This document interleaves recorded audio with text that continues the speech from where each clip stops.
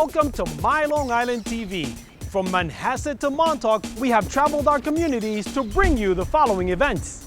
I'm your host, Waldo Cabrera. MyLITV starts now.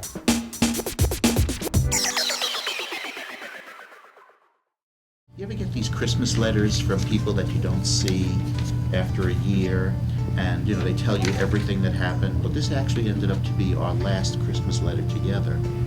I wrote, "She faces life head on, and despite the bad hand she was dealt, Sue remains a tower of strength. Her struggle and her courage she has shown throughout this ordeal has inspired me to one day write a book about it." That was amazing. I didn't even know I was thinking in that direction back in 2004. I was lost when I lost Sue, and I didn't know what to do, and suddenly I started writing. 4 people at Sue's wake gave me journals, and that's what I was doing. I was journaling for myself until I realized that I actually had a possibility for a book that can actually help people. She was just, everything that a guy could want. And then cancer came along. But after we were hit between the eyes with that diagnosis and we reeled backwards, we did come forward again, and we lived our life to the fullest despite the fact that cancer was the underlying theme. Well, I'm a cancer survivor, so I have an interest in a talk such as Joe's is. And he really hit the nail on the head with this interview in that life is a gift, and it's all about the living and the giving, and not so much about the dying, because we're all going to die. It's what we do when we're here. I've actually had cancer twice and have survived it so far. When he was talking about waiting for test results, that was particularly, that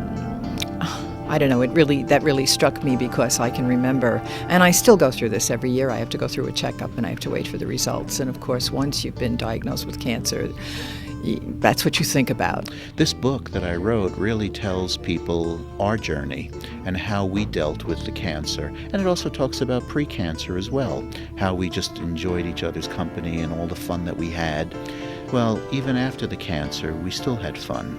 The boat party, the 50 and in the pink party that we had, we realized that you have 2 choices in life. You either are going to bury your head in the sand given a diagnosis of cancer, or you're going to live. And when you realize you only have 1 shot here on this earth, you got to live. And that's the way Sue and I decided to do it. It's funny, because when you're living your life, you don't think you're an inspiration to anybody, but apparently Sue and I were, and Sue in particular. People have taken to the book because of the fact that they can relate with this. We're just 2 everyday normal people who had a tragedy. But like I said in my talks, I can't think of a single person who's not scathed by something.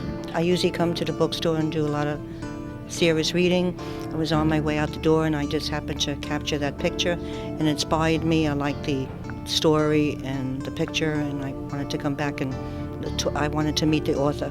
Oh, I got a lot out of it because I've gone through a lot of terrible ordeals, and I found that when you can reach out to people and you feel like you're helping other people, you're helping yourself. I think I was great that by him doing this, buying the books and reaching out to people, helping these kids that are going through a terrible time with cancer.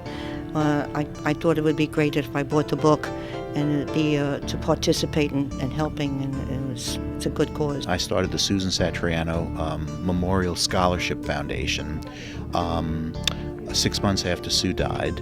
And basically there are 3 requirements that the kids have to meet in order to be eligible for the foundation's award. Number 1, they have to be a graduating senior from a high school. Number 2, they have to be going to an accredited college in the fall. And the kicker, the 3rd one, unfortunately, is they have to have a parent who's either passed away of cancer or presently battling. And I'm so proud to say that the foundation's been around for 5 years now, and I've reached $50,000 to 53 kids.